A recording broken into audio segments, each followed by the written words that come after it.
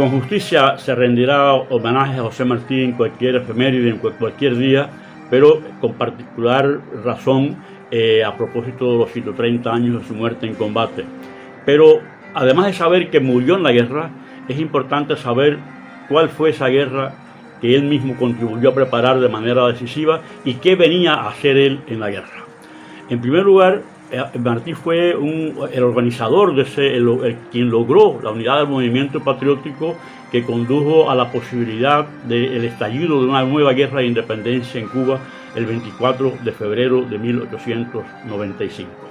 Esa guerra que debió haber sido la última guerra por nuestra independencia y que fue frustrada por la intervención de los Estados Unidos, hecho al que tendremos que referirnos en otro momento de esta breve intervención, Martí la preparó con unas concepciones políticas y sociales muy claras.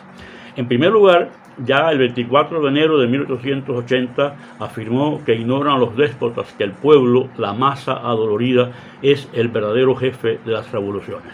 Y esa perspectiva popular, que en ese mismo discurso le hizo enfrentar a la urbana y financiera manera de pensar, así la llamó, de quienes no contaban con el pueblo y solo buscaban satisfacer sus intereses personales, sus mezquinos intereses de clase, Martí la va a seguir orientando en cuanto puede hacerlo ya al frente del Partido Revolucionario Cubano, y uno de los artículos de las bases del partido señala que se hacía para fundar en Cuba un pueblo nuevo y de sincera democracia.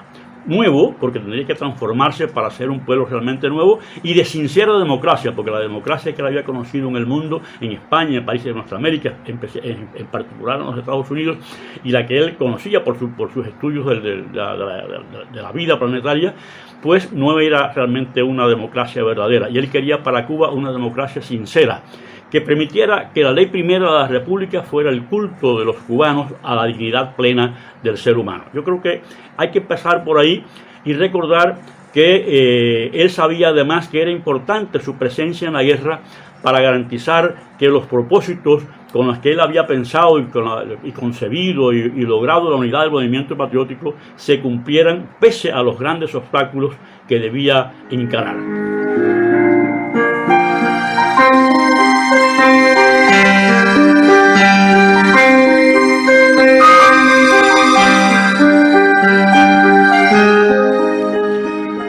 El organizador político, dirigente revolucionario, ideólogo de la independencia de Cuba y de nuestra América, que viene a Cuba a combatir, es el mismo que ha echado su suerte con los pobres de la tierra, lo ha dicho así, y que un artículo del periódico Patria, vocero de la Revolución, titulado precisamente Los pobres de la tierra, había previsto la posibilidad de que una vez alcanzada la victoria por la cual se luchaba, los más afortunados, los más ricos, quisieran sentarse sobre los humildes y seguir viviendo de ellos. Para impedir eso había que hacer una guerra de concepciones, orientación y métodos realmente democráticos.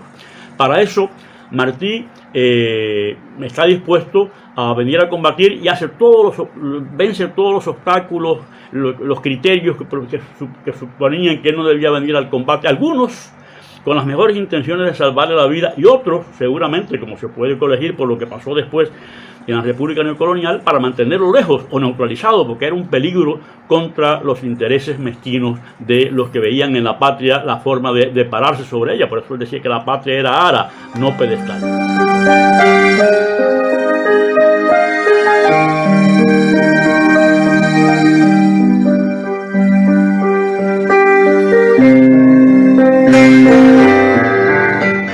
El día antes de caer en combate, le escribe a Manuel Mercado, su amigo mexicano, y entre otras muchas cosas se refiere a la casta que llama de sin cintura ni creación, que entre autonomistas y autonomistas que querían tener un amo yanqui o español que les asegurara su posición de celestinos,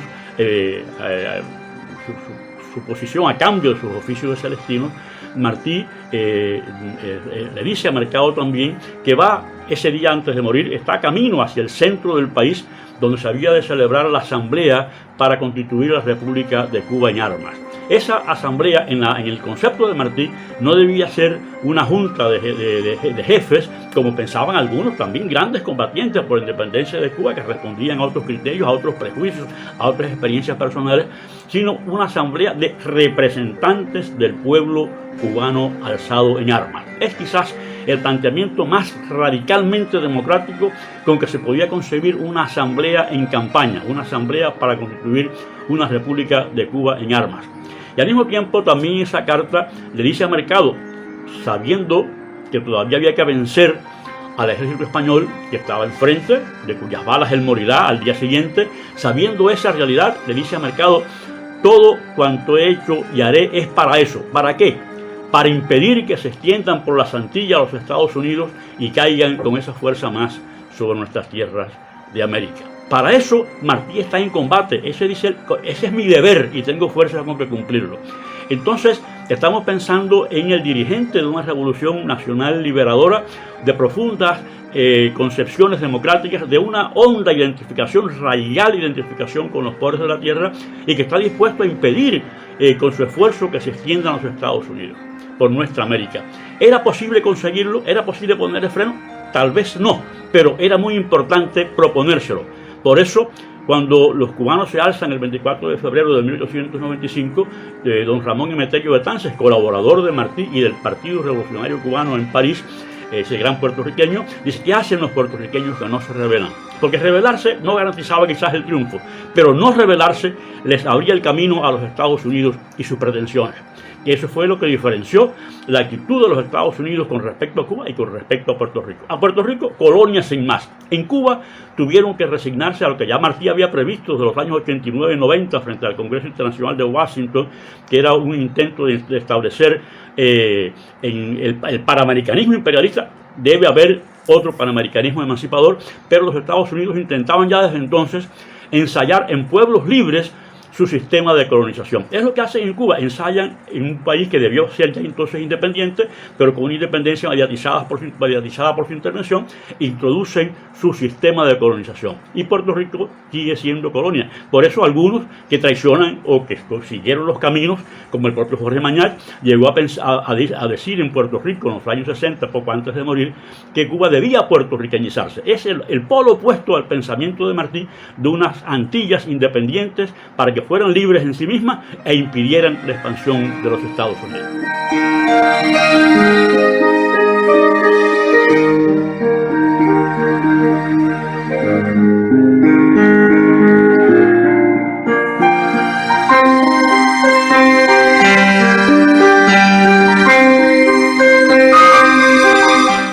El 19 de mayo de 1895 ocurrió en Dos Ríos la gran tragedia de la muerte de Martí. ¿Por qué murió? Porque estaba en combate. ¿Por qué murió? Porque estaba dispuesto a dar la vida. No porque quisiera morir, porque el 25 de marzo de 1895 él había escrito a otro gran amigo, el dominicano Federico Enríquez y Carvajal, dice, yo invoqué la guerra. Para mí, mi deber empieza con ella en vez de terminar. Pero no se trata de terminar cuando empieza la guerra, sino se trata de asumir la guerra como una campaña. Y dice, en último caso, morir pegado al último tronco, al último peleador. Porque usted y yo tenemos mucho que hacer todavía por el corazón de nuestras repúblicas. Entonces ese es el Martí que muere en combate el 19 de mayo de 1895 y es el Martí que de no haber muerto allí hubiera quizás logrado con la Asamblea de Representantes del Pueblo Cubano Visible, donde es muy probable que se hubiera elegido él como el máximo dirigente de esa república en armas y de la revolución en marcha que él había preparado.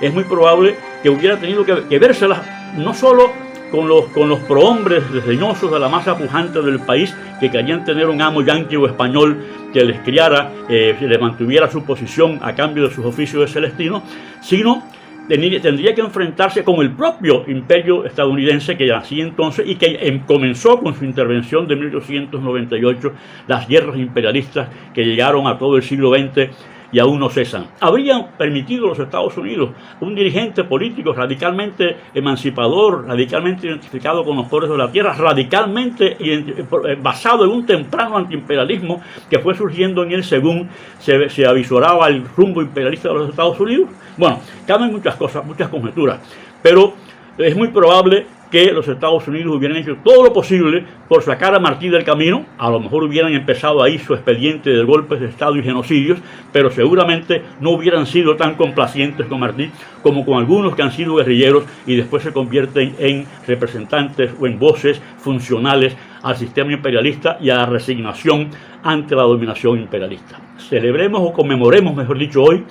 Bueno, celebremos la vida que Martí sigue teniendo, porque él dijo en la propia carta a Mercado: sé desaparecer, pero no desaparecería mi pensamiento ni me agregaría mi oscuridad. No desapareció con la muerte. No habría desaparecido si en la asamblea no hubiera tenido el cauce que él merecía que tuviera. Y no murió con las décadas de república neocolonial que antecedieron al 26 de julio de 1953, cuando Fidel Castro, el máximo dirigente de la que no por gusto se llamó Generación del Centenario, dijo que aquella acción armada había sido para impedir que el apóstol muriera en el año de su centenario. Ahora, a 130 años de su muerte, seguramente sigue siendo más claro cada día la necesidad, más evidente la necesidad que tenemos del pensamiento de Martí para seguir enfrentando a los Estados Unidos, a las maquinaciones imperialistas que ya él trató de impedir en su tiempo cuando dijo que había que salvar no solo la independencia de nuestra América, de las Antillas en particular, de nuestra América en general, sino el equilibrio del mundo.